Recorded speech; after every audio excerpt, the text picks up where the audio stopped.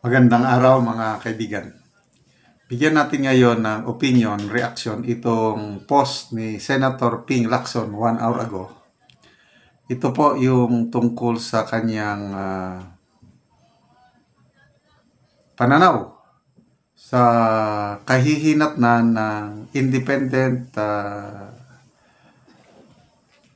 yung investigasyon ng independent body na binuo ng Malacanang. Sana may maparusahan, sabi niya. Okay. Ang composition sana, sabi niya, talagang to the hilt. Extensive, comprehensive, para matukoy at mafailan ng kaso ang may kinalaman. Galing ako sa law enforcement. Napaka-importante ng certainty of punishment. Kapag walang nakikitang napaparusahan, ang logical conclusion, mai-encourage pa yan. Sa nagmamasid ang sasabihin nila, lumulusot naman. Tayo na rin. Wow. Agree ako dito sa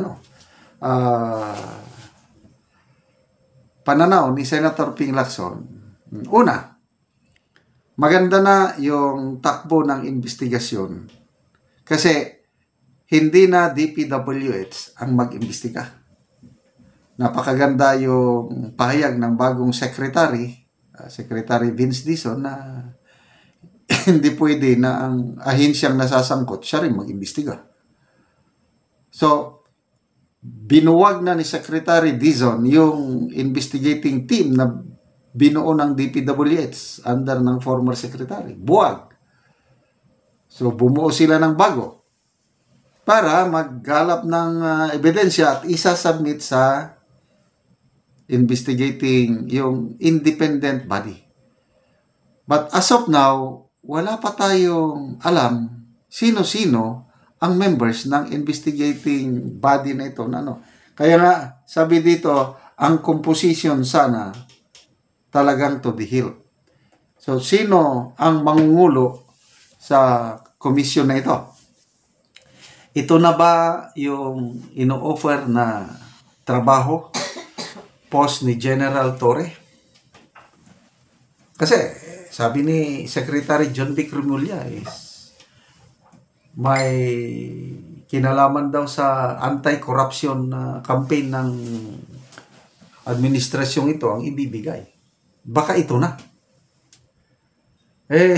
Again, maalala ko tuloy yung dinisolve ng Pangulo na Presidential Anti-Corruption Commission. Dito mo ipapakita na mali yung ginawang pag-dissolve. But, better late than never. Dahil dinisolve nga. Ngayon, mag-recreate ng... So, tama itong sinasabi ni Senator Lacson na malawak sana ang sana later on hindi lang flood control projects kundi lahat na ng mga infrastructure projects na ini-implement ng DPWH. O example, yung sa may Piñaranda Park sa lugar ba ito? Sa Bicol Region. Yung canopy, yung ganun, bubong, bumagsak. 5 ang sugatan. O hindi flood control yun Wala pang bagyong dumaan. Ulan lang. Bakit ulan lang tapos bumagsak? Ilang million yun? 96 million ata ang 96 million ang budget. Ang kontraktor, kapatid ni Congressman Saldico. So, again, sana malawakan. After ng flood control projects, pati na rin ng mga iba pang projects na ang nagkakandak, nagsusupervise, DPWH. At ito na nga, yung question is, meron bang maparusahan? Yung makasuhan, okay yun. Pwede makusawan ka lang. Pag mahina ang ebidensya, wala rin. Kung topsy-turvy ka ng ano lang, pakitang tao lang yung investigasyon. Kaya importante kung sino ang mag-imbestiga. Kasi kung ang mag-imbestiga katulad ni na Mayor Magalong o katulad ni na General Lacson, okay yun dahil trabaho nila yan. Kaya lang kung, I don't know, sino ang mangungulo. Kung si General Torre, pwede na rin dahil Police General siya eh.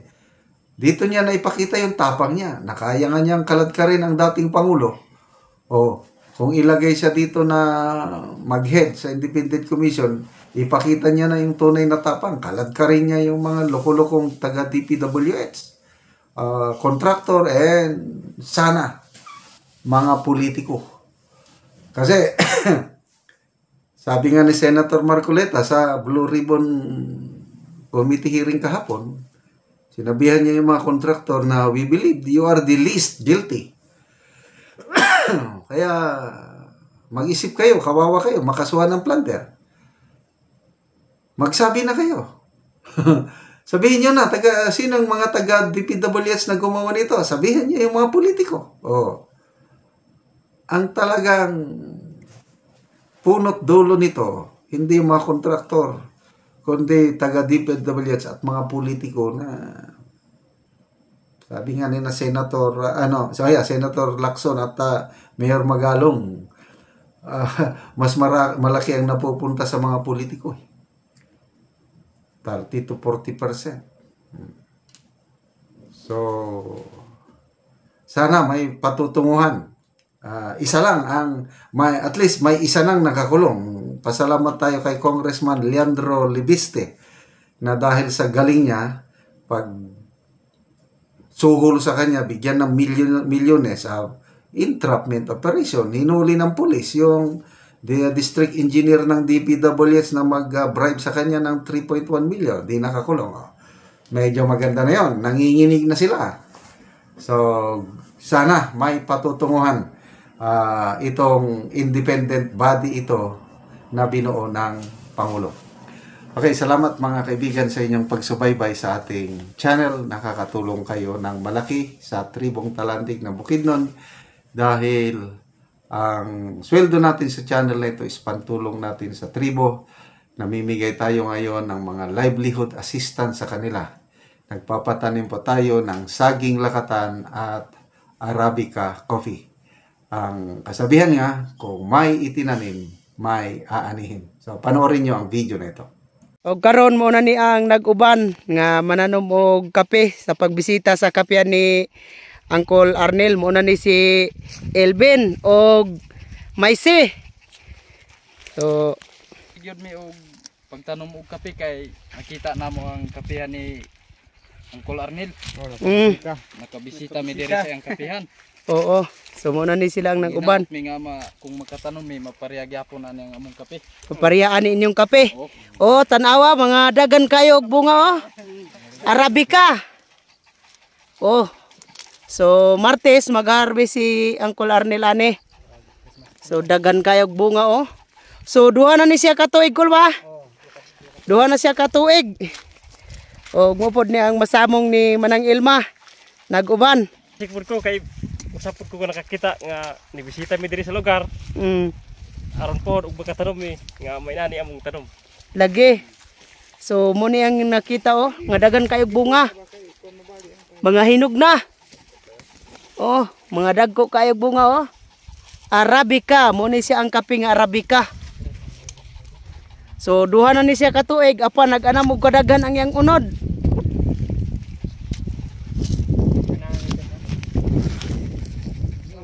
So daghan gid kay bunga oh.